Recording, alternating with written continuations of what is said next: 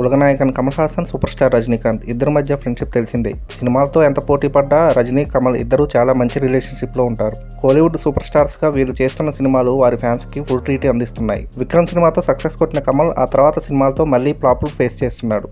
Indian 2 cinema అయితే డిజాస్టర్గా బాప్ అయింది. ఈ మధ్యనే వచ్చిన తగ్ లైఫ్ కూడా పోయింది. అయితే ఇండియన్ సినిమా పూర్తయినా రిలీజ్ అవ్వకుండా హోల్డ్లో ఉంది. శంకర్, కమల్ హాసన్లు ఇండియన్ 3 మీద అంతగా ఆసక్తి చూపించట్లేదట. అయితే ఈ టైంలో రంగంలోకి రజనీకాంత్ దిగారని తెలుస్తుంది. లైకా ప్రొడక్షన్స్కి అత్యంత సన్నిహితుడైన రజనీకాంత్ ఆయన చొరవ తీసుకొని ఇండియన్ 3 రిలీజ్కి కమల్ని, శంకర్ని సపోర్ట్ చేసేలా సంధి కుదురుస్తున్నారట. ఇండియన్ 3 పూర్తి చేసి రిలీజ్ అయ్యాక సూపర్ హిట్ అయితే వారు రెమ్యూనరేషన్ ఇచ్చేలా కమిట్మెంట్ చేస్తున్నారట.